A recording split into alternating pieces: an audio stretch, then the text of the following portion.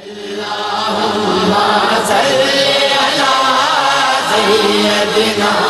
محمد وآله وعترته بيداد كل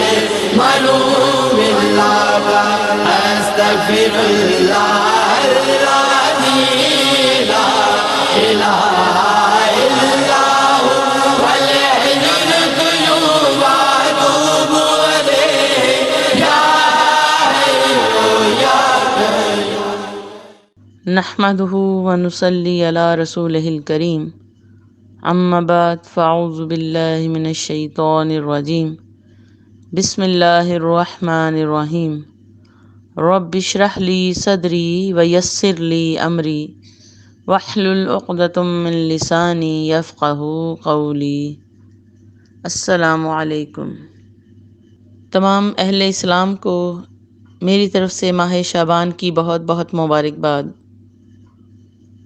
اللہ رب العزت کی رحمت و بخشش کے دروازے یوں تو ہر وقت ہر کسی کے لیے کھلے رہتے ہیں، اس کی رحمت کا سائبان ہر وقت اپنے بندوں پر سایہ فگن رہتا ہے اور مخلوق کو اپنے سایہ عاطفت میں لیے رکھنا اس ہستی کی شان کریمانہ ہے۔ اس غفار رحمان اور رحیم پروردگار نے اپنی اس ناتواں مخلوق پر مزید کرم فرمانے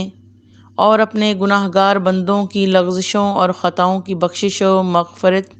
اور مقربین بارگاہ کو اپنی انعامات سے مزید نوازنے کے لیے بعض نسبتوں کی وجہ سے کچھ ساعتوں کو خصوصی برکت و فضیلت عطا فرمائی، جن میں سے اس کی رحمت و مغفرت اور عطاؤں کا سمندر ٹھاٹھے مار رہا ہوتا ہے، اور جنہیں وہ خاص مقبولیت کے شرف سے نوازتا ہے۔ ان خاص لمحوں، خاص ایام اور خاص مہینوں میں جن کو یہ فضیلت حاصل ہے، رب کائنات کی رحمت کی برسات معمول سے بڑھ جاتی ہے۔ ان خصوصی ساعتوں میں ماہ شعبان کو خاص اہمیت و فضیلت حاصل ہے۔ اللہ تعالیٰ نے سال کے مہینوں میں سے 4 مہینے رجب، شعبان، رمضان اور محرم برگزیدہ فرمائے۔ ان میں سے شعبان کو چن لیا اور اسے رحمت عالم صلی اللہ علیہ وآلہ وسلم کا مہینہ قرار دیا، لہٰذا شعبان وہ بابرکت مہینہ ہے جس میں تمام بھلائیوں کے دروازے کھول دیے جاتے ہیں، آسمان سے برکتیں اتاری جاتی ہیں، گنہگار بخشش پاتے ہیں اور برائیاں مٹا دی جاتی ہیں۔ اسی لیے شعبان کو گناہوں کی بخشش کا ذریعہ بننے والا مہینہ کہا جاتا ہے۔ حضرت انس بن مالک رضی اللہ تعالیٰ عنہ سے مروی ہے کہ رسول اللہ صلی اللہ علیہ وآلہ وسلم نے فرمایا کہ شعبان کو شعبان اس لیے کہا جاتا ہے کہ اس ماہ میں احترام رمضان کی وجہ سے بہت سی نیکیاں پھیلتی ہیں، اور رمضان کو رمضان اس لیے کہا جاتا ہے کہ اس ماہ میں بہت سے گناہ جلا دیے جاتے ہیں۔ الشیخ عبد القادر جیلانی رحمۃ اللہ بیان فرماتے ہیں کہ لفظ شعبان 5 حرفوں کا مجموعہ ہے: شین، عین، با، الف اور نون۔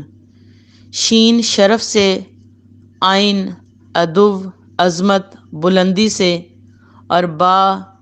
نیکی اور تقوی سے، با بر نیکی اور تقوی سے، الف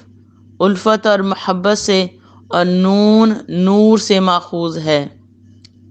اس مہینے میں اللہ تعالیٰ کی طرف سے بندے کو یہ 4 چیزیں عطا ہوتی ہیں۔ یہ وہ مہینہ ہے جس میں نیکیوں کے دروازے کھل جاتے ہیں اور برکت کا نزول ہوتا ہے، گناہ گار چھوڑ دیے جاتے ہیں اور برائیاں مٹا دی جاتی ہیں، اور مخلوق میں سب سے افضل اور بہترین ہستی حضور نبی کریم صلی اللہ علیہ وآلہ وسلم کی بارگاہ پناہ میں کثرت سے ہدیہ سلام بھیجا جاتا ہے۔ امام قسطلانی نے المواہب السنیہ میں ایک لطیف بات کہی۔ آپ فرماتے ہیں کہ بے شک شعبان رسول اللہ صلی اللہ علیہ وآلہ وسلم پر درود و سلام بھیجنے کا مہینہ بھی ہے، اس لیے کہ یہ وہ مہینہ ہے جس میں درود و سلام کی آیت نازل ہوئی۔ یہ آیت ماہ شعبان میں نازل ہوئی تو شعبان کا تعلق حضور نبی کریم صلی اللہ علیہ وآلہ وسلم کے درود و سلام کے ساتھ بھی ہے اور اللہ تعالیٰ کی بخشش اور مغفرت اور توبہ کے ساتھ بھی ہے،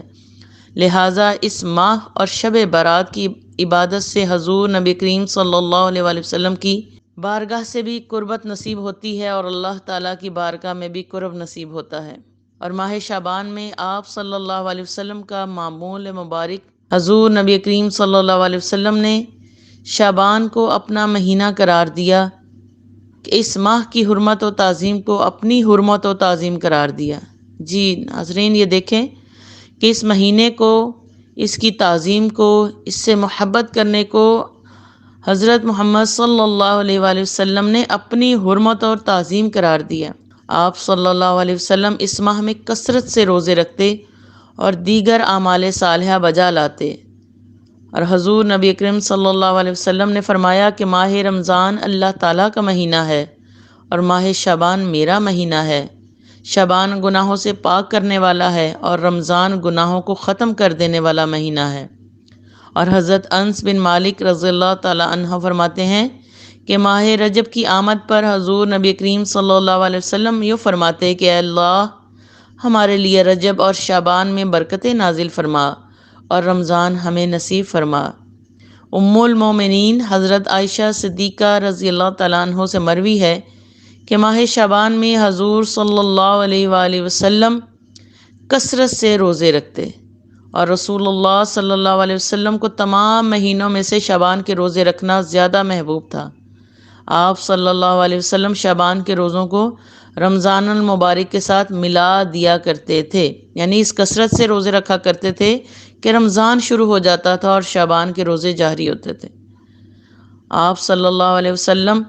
سے افضل روزوں کے بارے میں پوچھا گیا تو آپ نے فرمایا کہ شعبان کے روزے رمضان کی تعظیم و قدر کے لیے ہیں۔ ماہ شعبان کی اہمیت و فضیلت کا اس امر سے بھی اندازہ لگایا جا سکتا ہے کہ اس مہینے میں بندوں کے اعمال اللہ تعالیٰ کے حضور پیش کیے جاتے ہیں۔ حضرت اسامہ بن زید رضی اللہ تعالیٰ عنہما نے بیان کیا کہ میں نے رسول اللہ صلی اللہ علیہ وسلم کی خدمت میں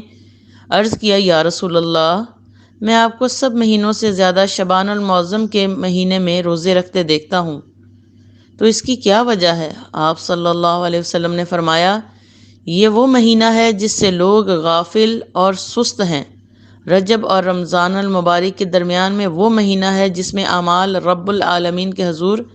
لیے جاتے ہیں، یعنی پیش کیے جاتے ہیں، لہٰذا میں چاہتا ہوں کہ میرے اعمال اس حال میں اٹھائے جائیں کہ میں روزے سے ہوں۔ اور اس حدیث مبارکہ میں خود رسول صلی اللہ علیہ وسلم نے اس ماہ کی فضیلت کا ایک راز یہ بھی بتا دیا کہ شعبان میں ہمارے اعمال اللہ تعالیٰ کی بارگاہ میں پیش کیے جاتے ہیں۔ جو شخص اس مہینے میں جتنے زیادہ اعمال صالحہ بجا لاتا ہے، زیادہ عبادات کرتا ہے، روزے رکھتا ہے، صدقات و خیرات کرتا ہے، اسے اتنی ہی اللہ تعالیٰ کی رحمت و مغفرت نصیب ہوتی ہے اور اسی قدر بارگاہ الہی سے قرب اور مقبولیت نصیب ہوتی ہے۔ تو ناظرین، ہمیں بھی یہ سوچنا ہے کہ ہم نے اس شعبان کو جو ہمیں عطا کر دیا گیا، پتہ نہیں یہ شعبان ہماری زندگی کا آخری نہ ہو، کیونکہ بینگ اے مسلم ہمارا یہ عقیدہ ہے کہ موت کا وقت کسی کو بھی پتہ نہیں ہے اور وہ آ کر رہے گی، تو نہ جانے یہ ہماری زندگی کا آخری شعبان نہ ہو، نہ جانے آج کا دن،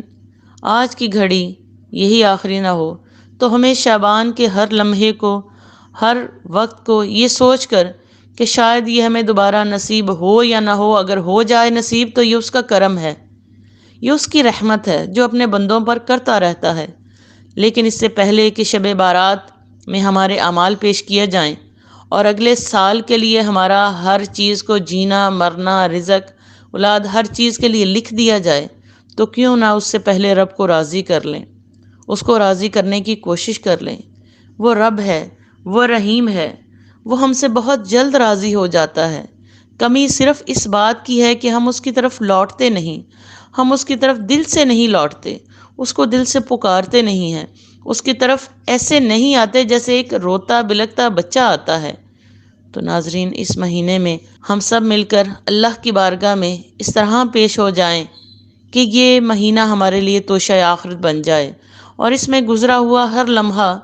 ہمیں اس طرح سے اللہ کی بارگاہ میں پیش کر دے کہ ہماری آخرت سنور جائے اور دنیا کی حاجات پوری ہو جائیں۔ تو ہمیں ایک دوسرے کو بھی اپنی دعاؤں میں یاد رکھنا ہے، کیونکہ مومن جب کسی دوسرے کے لیے دعا کرتا ہے تو اس کے اپنے لیے مانگی دعا اس سے پہلے قبول ہو جاتی ہے۔ تو ہمیں ایک دوسرے کو ان دعاؤں میں یاد رکھنا ہے۔ تو آپ سب ایک دوسرے کو دعاؤں میں یاد رکھیں اور اللہ رب العزت سے دعا گو رہیں کہ وہ ہم سب کو اس دنیا اور آخرت کی تمام بھلائیاں،